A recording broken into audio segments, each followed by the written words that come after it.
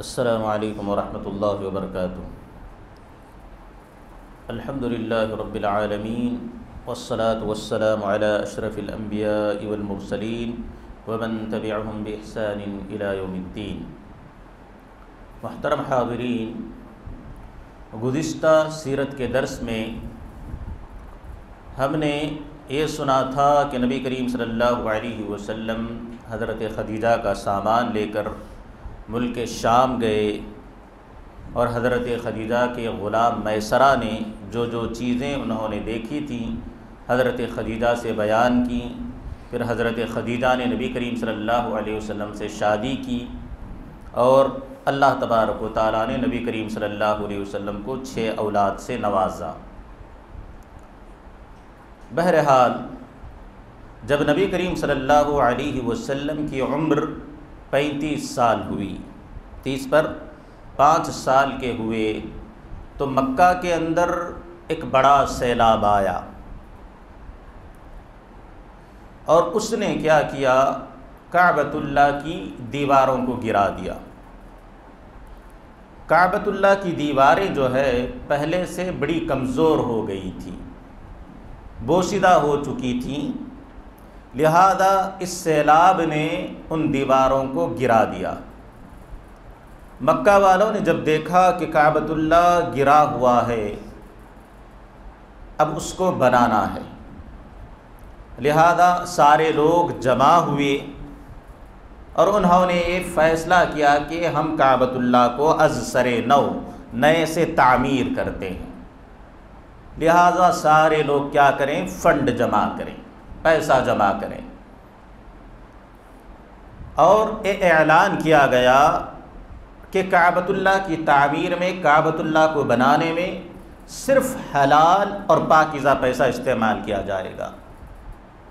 لہذا کوئی بھی زناکار مرد یا عورت زنا کے ذریعے کمائے گئے پیسے اس میں نہ ڈالے، کوئی بھی چوری کیا ہوا مال اس میں نہ ڈالے، کوئی بھی سود خور اپنے سود کے پیسے اس میں نہ لگائے، اور کوئی بھی ظالم لوٹا ہوا مال اس میں نہ ڈالے۔ جتنا جس کے پاس حلال اور پاکیزہ پیسہ ہے صرف اتنا ہی ڈالے۔ اللہ رب العالمین کا گھر ہے، اللہ رب العالمین صرف پاکیزہ چیزوں کو قبول کرتے ہیں۔ لہذا سارے لوگوں نے فیصلے کو سنا اور حلال کمائی کو جمع کرنے میں لگ گئے۔ اس کے بعد اب سب سے پہلے کعبۃ اللہ کو گرانا تھا۔ جو بچی کچی دیواریں تھیں، آدھی دیواریں، ان کو گرا کر سب سے پہلے اس کو صاف کرنا تھا۔ لہذا سارے لوگ جمع تو ہو گئے، لیکن کسی کی ہمت نہیں ہو رہی ہے کہ وہ آگے بڑھ کر کعبۃ اللہ کو گرائے، اللہ کے گھر کو گرائے۔ کیوں؟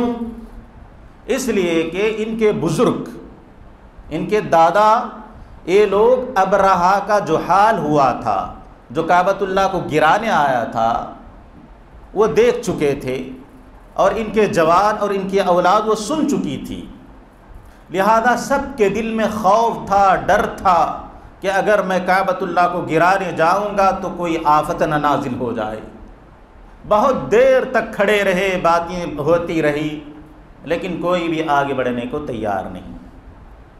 آخر میں ایک آدمی جن کا نام ولید بن مغیرہ بتایا جاتا ہے، ایک کدال لے کر آگے بڑھے اور کہا، اے اللہ ہم بھلائی چاہتے ہیں، اے اللہ ہم نیک ارادے سے آئے ہیں، برے ارادے سے نہیں آئے ہیں۔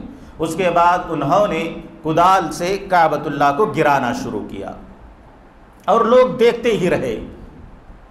جب شام ہوئی، سارے لوگ اپنے گھروں کو واپس جانے لگے، تو انہوں نے یہ طے کیا، یہ بات کی کہ آج رات ہم لوگ انتظار کریں گے، دیکھیں گے، اگر ولید کو کچھ ہو جاتا ہے، کوئی مصیبت آتی ہے اس کے اوپر، تو ہم کعبۃ اللہ کے ساتھ چھیڑ خانی نہیں کریں گے، جیسے اس کی دیواریں ہیں وہیں پر کچھ بنا کر پہلے جیسا اس کو کر دیں گے، اور اگر کوئی مصیبت نہیں آتی ہے تو ہم بھی ولید کا ساتھ دیتے ہوئے آگے بڑھیں گے، کعبۃ اللہ کی دیواروں کو گرا کر پہلے صاف کر لیں گے پھر بنائیں گے۔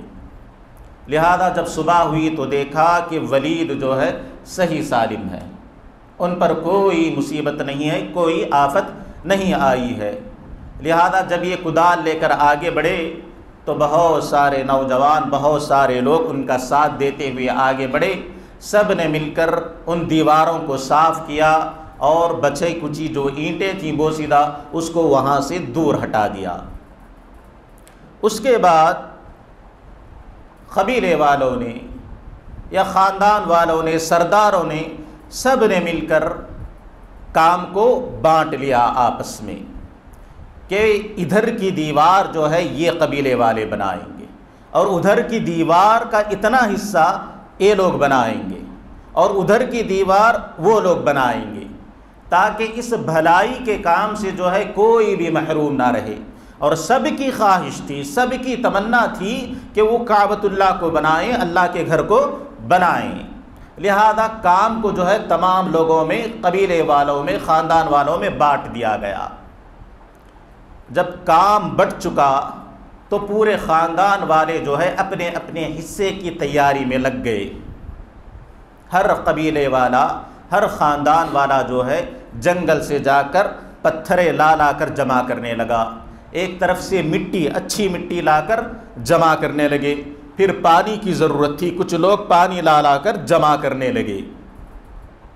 تو سیرت نگار لکھتے ہیں کہ نبی کریم صلی اللہ علیہ وسلم بھی اپنے چچا عباس رضی اللہ تعالی عنہ کے ساتھ صفا پہاڑی کے پاس جا کر بڑے بڑے پتھر لا کر کعبۃ اللہ کے پاس جمع کرنے لگے۔ نبی کریم صلی اللہ علیہ وسلم وزنی پتھروں کو اٹھاتے اور اپنے کندھے پر لاد کر نبی کریم صلی اللہ علیہ وسلم کے چچاؤں کے پتھر جہاں پر تھے وہاں پر لا کر رکھتے تھے۔ بہرحال سارے لوگوں نے مل کر کام کو شروع کیا، قبیلے والوں نے۔ جب کعبۃ اللہ کی دیوار اتنی اونچی ہو گئی کہ اب وہاں پر حجر اسود کو رکھنے کی باری آئی، اب سب سے پہلے وہاں پر حجر اسود کو رکھ کر آگے کی دیوار بڑھانی تھی۔ اب جھگڑا شروع ہوا، لڑائی شروع ہوئی۔ کیوں؟ کیونکہ یہ بڑے شرف کی، بڑے عزت کی بات تھی کہ حجر اسود کو اپنے ہاتھوں سے کعبۃ اللہ کے اندر رکھا جائے۔ حضرت ابراہیم نے رکھا تھا، تو سب لوگوں کی یہی تمنا تھی۔ ہر خاندان کا سردار، قبیلے کا سردار یہی چاہتا تھا کہ یہ عزت والا کام صرف میرے ہاتھوں سے ہو اور یہ عزت والا کام میرے نصیب میں آئے۔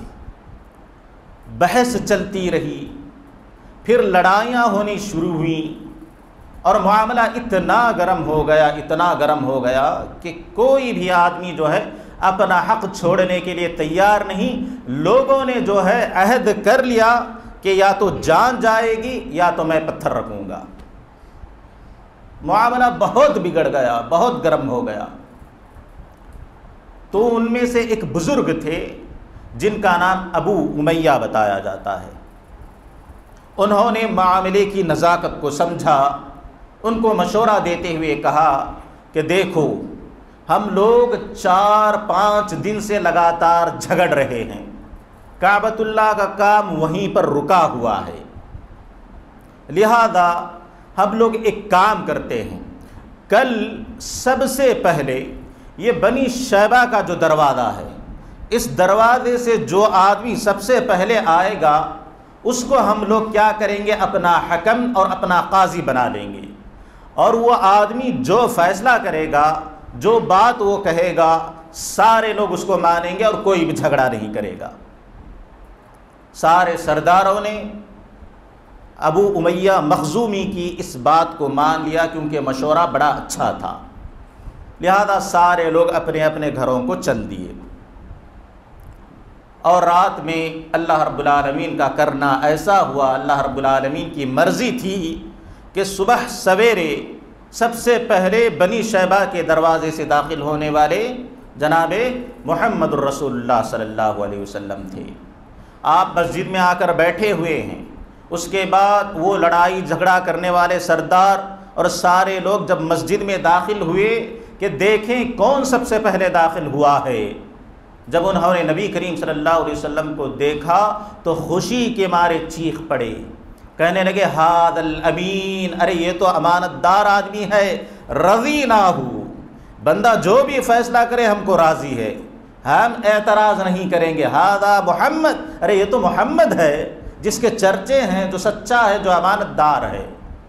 اس کے بعد نبی کریم صلی اللہ علیہ وسلم کو جھگڑا سمجھا دیا گیا کہ اتنے دنوں سے جھگڑا چل رہا ہے اور اس طرح کا معاملہ ہے۔ تو نبی کریم صلی اللہ علیہ وسلم نے بڑی حکمت کے ساتھ، بڑی عقل مندی کے ساتھ ایک چادر کو منگوایا اور اس میں حجر اسود کو رکھا، اور جتنے بھی سردار تھے سب لوگوں سے کہا کہ اس کے کناروں کو پکڑ لو۔ سب لوگوں نے کنارے کو پکڑ کر حجر اسود کو اٹھایا، اور اس کے بعد نبی کریم صلی اللہ علیہ وسلم نے اپنے ہاتھوں سے، اپنے مبارک ہاتھوں سے حجر اسود کو لے کر اس کی جگہ پر رکھ دیا۔ نبی کریم صلی اللہ علیہ وسلم کی یہ عقل مندی، یہ حکمت بھرا فیصلہ دیکھ کر سارے مکہ والے سردار سب لوگ خوش ہو گئے۔ نبی کریم صلی اللہ علیہ وسلم کی عزت ان کے نگاہوں میں بڑھ گئی۔ نبی کریم صلی اللہ علیہ وسلم نے اللہ کے فضل و کرم سے اور اپنی حکمت اور دانش مندی سے ایک بڑے جھگڑے کو روکا، اپنی قوم میں ہونے والے خون خرابے کو روکا۔ لوگوں نے جو ہے وعدہ کر لیا تھا کہ اگر کل میری بات نہیں مانی جائے گی تو میں تو فلاں آدمی کی جان لینے والا ہوں، یا تو میری جان جائے گی یا تو اس کی جان جائے گی، نعوذ باللہ من ذالک۔ بہرحال اللہ رب العالمین نے ان کو بچا لیا۔ اس کے بعد نبی کریم صلی اللہ علیہ وسلم کی عمر جیسے جیسے آگے بڑھی، آپ صلی اللہ علیہ وسلم 40 سال کے قریب ہوئے، یعنی 38 یا 39 سال کے جب نبی کریم صلی اللہ علیہ وسلم ہوئے تو اللہ رب العالمین نے آپ کو تنہائی پسند بنا دیا۔ یعنی آپ صلی اللہ علیہ وسلم کو مکہ میں پھیلی ہوئی بت پرستی، ان کے اندر موجود ظلم، جوا، شراب، یہ برائیاں نبی کریم صلی اللہ علیہ وسلم کو بڑی تکلیف دیتی تھیں۔ اسی لیے نبی کریم صلی اللہ علیہ وسلم نے سوچا کہ ان سب کو چھوڑ کر چند دنوں کے لیے میں اکیلا رہتا ہوں، چند دنوں کے لیے میں تنہا رہوں گا۔ اس کے بعد نبی کریم صلی اللہ علیہ وسلم کچھ کھانے پینے کا سامان لے کر مکہ کے ایک پہاڑ جس کا نام نور ہے، جس کو جبل نور کہا جاتا ہے، اس کے اوپر ایک غار ہے جس کو غار حرا کہا جاتا ہے، وہاں پر جاتے، وہاں پر بیٹھ کر مکہ والوں کے بارے میں سوچتے کہ ان کی کیسے اصلاح کی جائے گی، ان کو کیسے برائیوں سے نکالا جائے گا۔ اسی طرح اللہ رب العالمین کی نشانیوں میں غور کرتے، آسمان میں، زمین میں، سورج میں، چاند میں غور و فکر میں ڈوبے ہوئے رہتے۔ اسی طرح اللہ رب العالمین کی عبادت میں بھی لگے ہوئے رہتے، اور جب کبھی توشہ ختم ہونے کو ہوتا دوبارہ حضرت خدیجہ کے پاس آتے، حضرت خدیجہ آپ کے لیے توشہ تیار کرتی، پھر نبی کریم صلی اللہ علیہ وسلم اس پہاڑ پر، جبل نور پر، غار حرا میں جا کر اللہ رب العالمین کی عبادت میں مشغول ہو جاتے۔ آج کے لیے اتنا کافی ہے، انشاءاللہ آگے کی سیرت اگلے دروس میں سنیں گے۔ اللہ رب العالمین سے دعا ہے کہ اللہ رب العالمین ہمارے دلوں میں نبی کریم صلی اللہ علیہ وسلم کی سچی پکی محبت پیدا فرمائے اور آپ کا سچا پکا متبع بنائے۔ آمین ثم آمین یا رب العالمین۔ السلام علیکم ورحمۃ اللہ وبرکاتہ۔